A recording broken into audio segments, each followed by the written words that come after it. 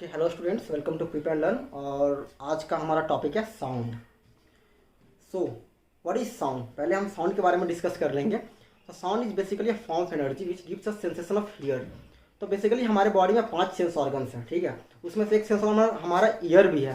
तो ईयर वो ऑर्गन है जो साउंड को डिटेक्ट करता है, ठीक है। तो हम ज़्यादा इसमें डिस्कस नहीं करना है। क्लास 8 में हमें साउंड्स के बारे में पढ़ना है कि आखिर साउंड्स प्रोड्यूस कैसे होता है एंड साउंड्स का प्रोपेगेशन, यानी कि साउंड्स ट्रैवल कैसे करता है, वो ज़्यादा इंपॉर्टेंट है। तो बेसिकली मैं एक एग्जांपल देना चाहता हूँ आपको कि जब आपने स्कूल में स्कूल बेल को देखा होगा, तो जब रिंग करती है तो आप देखते होंगे कि वो वाइब्रेट भी करती है। आप अगर ध्यान से हो तो वाइब्रेट करती है। तो every body which produces sounds actually vibrates, क्योंकि vibrations can only produce the sounds. अगर कोई बॉडी अगर साउंड प्रोड्यूस कर रही है तो विच मीन्स वो खुद भी वाइब्रेट कर रही है। या फिर आप स्पीकर्स को देख लो, अगर कोई स्पीकर्स बज रहा है, अगर आप उस स्पीकर्स को अगर अपना हाथ को अगर टच करते हो तो you can actually feel that vibration, ठीक है। तो अभी हमने साउंड्स का पढ़ लिया कि वाइब्रेशंस, ठीक है। तो अब प्रोपेगेशन, आखिर साउंड्स प्रोपेगेट कैसे करेगी? तो जैसे मैंने बोला कि अगर कोई बॉडी जो साउंड प्रोड्यूस कर रही है वो वाइब्रेट भी कर रही है, ठीक है। तो वो जो वाइब्रेशन है तो वो उसके जो पार्टिकल्स हैं, इन द सेंस जो एटमॉस्फेयर है, यानी कि उसके अगल बगल जो एयर मॉलिक्यूल्स है, वो सेम वाइब्रेशन उसमें भी प्रोड्यूस करेगी, ठीक है। And that vibration will propagate from one point two another point. इसको हम वेव्स में भी पढ़ते हैं। सो चलो पहले वेव्स को हम डिस्कस कर लेते हैं। वेव्स एक्चुअली होता क्या है? तो हमें क्लास 8 में वेव्स ओनली मैकेनिकल वेव्स पढ़ना है, ओके। तो mechanical waves is a waves that is created that creates a disturbance in a medium.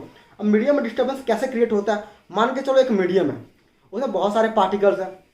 अब मैंने एक डिस्टर्बेंस क्रिएट किया।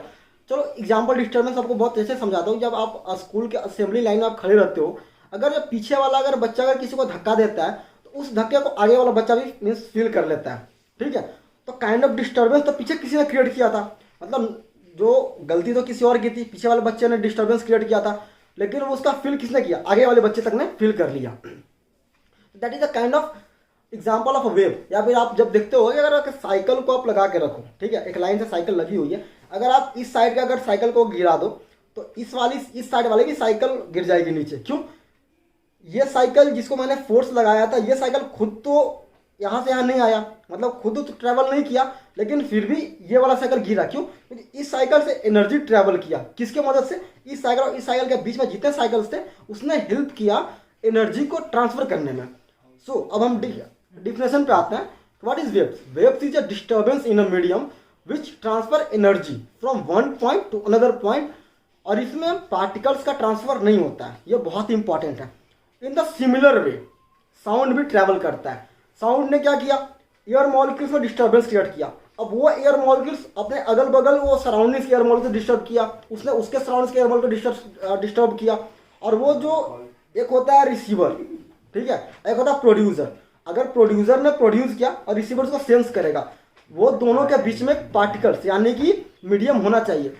अगर जैसे कि अगर आप मान के चलो कि अगर एक मीडियम नहीं है, वैक्यूम है, तो क्या साउंड ट्रैवल करेगी? नहीं करेगी। स्पेस में साउंड ट्रैवल नहीं करती। अगर आप मून पे चलो कि अगर मून पे अगर बिना किसी मशीन के बात करने की सोचो तो वो पॉसिबल नहीं है, ठीक है। अब कैरेक्टरिस्टिक क्या है, कैसे मतलब कैसे साउंड ट्रैवल करती है, यानी कि वेव का फॉर्मेशन कैसे होता होगा, चलो उसको ऐसा समझते हैं। साउंड प्रोड्यूस हुआ तो उस बॉडी के अगल बगल जो एयर पार्टिकल्स थे वो पहले कंप्रेस होंगे, ठीक है। तो वहां पर बोलते हैं कंप्रेशन, ओके। उसके बाद इलास्टिक प्रॉपर्टी होती है उस एयर मॉलिक्यूल के। फिर उसके बाद वो क्या करेंगे? वो अपना एक्सपेंड करेंगे। अब जब वो अगर एक्सपेंड करेगा तो उसके बगल वाला जो पार्टिकल्स होंगे अब वो कंप्रेस होगा, ठीक है। तो कंप्रेशन रेयर फ्रैक्शन वो बनता है। Compression rarefaction is nothing but a you can say variation in the pressure. अगर प्रेशर का वेरिएशन है तो कंप्रेशन में प्रेशर ज़्यादा होगा और रेयर फ्रैक्शन में प्रेशर कम हो जाएगा, ठीक है। तो कंप्रेशन रेयर फ्रैक्शन वैसे उस साउंड ट्रैवल कर रहा है। अगर आप इसको अगर ऐसा समझो, अगर ग्राफ के फॉर्म में अगर आप इसको शो करना चाहो, इंटरपोलेट करना चाहो, अगर एक लाइन है तो ये वेव इस टाइप का होगा समथिंग, ठीक है। जो ऊपर का वो शो कर रहा एक्सट्रीम पॉइंट शो कर रहा, इन द सेंस अगर कोई पार्टिकल वाइब्रेट कर रहा, एक उसका एक्सट्रीम पॉइंट होगा, एक उसका मीन पॉइंट होगा, यानी कि पहले यहाँ से इधर गया, फिर मीन पर आएगा, फिर एक्सट्रीम पर जाएगा, फिर मीन पर आएगा। तो इस टाइप से उसको हम शो करते हैं, ठीक है। हमें दो कैरेक्टरिस्टिक उस वेव के पढ़ने हैं। पहला हमारा है फ्रीक्वेंसी एंड दूसरा हमारा एम्पलीट्यूड। अब फ्रीक्वेंसी को समझने से पहले हमें वाइब्रेशन समझना कि वन वाइब्रेशन क्या होता है। अगर एक साइकिल वाइब्रेशन या वन साइकिल वाइब्रेशन बोलते हैं, उसका मतलब क्या होता है। अगर कोई चीज़ पहले कंप्रेशन हुआ, फिर रियरफैक्शन हुआ, फिर वापस जब कंप्रेशन पे आता है तो उसको हम एक साइकिल बोलते हैं। यानी कि मीन से पहले एक्सट्रीम पर गया, फिर मीन पर गया, फिर एक्सट्रीम पर गया, फिर मीन पर गया, वो हमारा हो गया एक साइकिल। अब फ्रीक्वेंसी का डिफाइन हम ऐसे करते हैं कि एक सेकेंड में कोई वेव ने कितने साइकिल कंप्लीट किया। The number of cycles completed by your wave in 1 second is you can say defined as a frequency. ठीक है, अगर आप इसको अगर देखना चाहो अगर ग्राफ के फॉर्म में, तो आप ऐसे देख सकते हो कि अगर ये ग्राफ का अगर ये साइन है तो एक सेकेंड में ये कितने साइकिल कंप्लीट किया, हमारा फ्रीक्वेंसी हो गया। दूसरा कैरेक्टरिस्टिक हमारा है एम्पलीट्यूड। एम्पलीट्यूड क्या होता है? Amplitude nothing but a maximum displacement, sorry maximum displacement, या फिर आप बोलते हो मैक्सिमम डिस्टर्बेंस। ठीक है, अगर मैक्सिमम प्रेशर, अगर प्रेशर वेरिएशन का देखते हो तो अगर प्रेशर वेरिएशन अगर ज़्यादा है तो एम्पलीट्यूड ज़्यादा होगा। अगर प्रेशर वेरिएशन कम है तो एम्पलीट्यूड हमारा कम होगा। तो ये जो दो थे हमारे सिलेबस में, यही थे। हमारा था एक एम्पलीट्यूड और दूसरा था फ्रीक्वेंसी। आई होप आपने समझ लिया होगा। नेक्स्ट हमारा टॉपिक है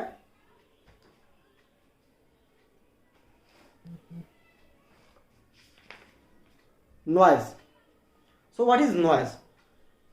तो अगर आप साउंड्स को देखते होगे, पहले अगर म्यूजिक सुने होगे, ठीक है, तो म्यूजिक जो होता है, अगर हम गाने सुनते हैं तो हमारे कान को बहुत प्लीजेंट लगता है, बहुत अच्छा लगता है, गाना सुनना में बहुत अच्छा पसंद है। ठीक है, लेकिन अगर उसी आप म्यूजिक को, अगर उसी आप गाने को अगर हाई साउंड में कर दो तो बहुत अनप्लीजेंट होता है। ठीक है, मतलब काइंड ऑफ इरिटेटिंग, बहुत इरिटेट करता है, राइट। तो साउंड नॉइज को हम वैसे ही डिफाइन करते हैं, it is an unpleasant sound. ठीक है, जो हमें इरिटेशन प्रोड्यूस करता है। अब अगर नॉइज अगर ज़्यादा हो रहा है हमारे अगर एटमोसफेयर में, तो that creates a kind of pollution that is known as a noise pollution. ठीक है, अगर ज़्यादा साउंड, जैसे कि अगर आप मार्केट चले जाओ तो मार्केट में बहुत सारे अनप्लीजेंट साउंड देखने को मिलते हैं। लाइक अगर आप एक मार्केट में जाओ तो ट्रैफिक का साउंड रहता है। ठीक है, उसमें से जितने भी गाड़ियाँ वो हॉर्न, उनके हॉर्न का साउंड रहता है। बहुत सारे पब्लिक रहते हैं, उनके वो अपने आप में जो बात करते हैं तो उनका साउंड रहता है। तो बहुत सारे साउंड होते हैं। तो ये एक kind of noise pollution produce करता है। आखिर इसके इफेक्ट क्या है? तो सबसे बड़ा इफेक्ट हमारे मेंटल हेल्थ पर आता है। मेंटल हेल्थ पर सबसे बड़ा इफेक्ट आता है, हेडेक महसूस होगा। ठीक है, बहुत ही अनप्लीजेंट लगेगा, इरिटेशन लगेगा। एंड हमारे हियरिंग, जो हमारा हियरिंग सेंसेशन है, उसका भी बहुत हद तक वो अफेक्ट करता है। यानी अगर आप देखते हो कि अगर जो बंदा अगर एयरपोर्ट पर काम करता है, या फिर अगर जो एयरफोर्स में है, जो एयरक्राफ्ट पे काम करते हैं, आप उनका अगर देखोगे कि उनका हियरिंग काफ़ी हद तक कम हो जाता है कि आम आदमी के। क्यों? क्योंकि वो बहुत ही हाई साउंड ऑफ एटमॉस्फेयर में वो रहते हैं, क्योंकि उनके अगल बगल सराउंडिंग से बहुत सारे साउंड चलते हैं। या फिर अगर जो आदमी फैक्ट्री में काम करता है, जहाँ पर बहुत ज़्यादा साउंड, बहुत ज़्यादा नॉइज होता है, तो उसका भी हियरिंग सेंसेशन एक आम आदमी या फिर एक नॉर्मल पर्सन के अगर कंपेरिजन में बहुत कम हो जाता है। तो इसका ये भी हमारा प्रॉब्लम है। फिर सवाल ये आता है कि हम नॉइज़ पॉल्यूशन को कम कैसे कर सकते हैं। ठीक है, तो नॉइज़ पॉल्यूशन को कम कर सकते हैं हम। आप बहुत चीज़ें, आप जैसे कि छोटे छोटे रूल्स आप अपने आप लाइफ में अगर आप फॉलो करते हो तो बहुत हद तक नॉइज़ पॉल्यूशन कम कर सकते हो। लाइक अगर आप जैसे पार्टी कर रहे हो तो आप एक लेवल में आप साउंड्स रखो, म्यूज़िक आप साउंड्स एक लेवल में रखो। आप अनवांटेड हॉर्न न बजाओ। ठीक है, आप अगर फैक्ट्री में हो, ठीक है, अगर फैक्ट्री में हो तो कोशिश करो जितना कम से कम जितना जो कम से कम साउंड प्रोड्यूस करे वैसा मशीनरी यूज़ करे। या फिर अगर आप उसको नहीं कर सकते हो, मान के चलो अगर आपके पास वो कैपेबिलिटी नहीं है कि आप वो साउंड्स को कम कर सको, तो एटलीस्ट आप हियरिंग एड यूज़ कर सकते हो। जैसे कि हम ये यूज़ करते हैं, जैसे कि नॉइज़ कैंसिलेशन हेडफोन आप यूज़ कर सकते हो, जिससे वो जो नॉइज़ है आपके कानों तक जाए ही ना। तो इससे आपका जो हियरिंग सेंसेशन है वो आपका ये हो सकता है, बच सकता है। जैसे अगर आपने कभी देखा होगा तो जो इसमें काम करते हैं, जो फैक्ट्रीज में काम करते हैं, या फिर जो एयरपोर्ट पे काम करते हैं, वो एक काइंड ऑफ हेडफोन ऐसे पहने रहेंगे येलो कलर का। उनका वो काम वही रहता है कि वो क्या करता है, बाहर के नॉइज़ को कैंसिल करता है।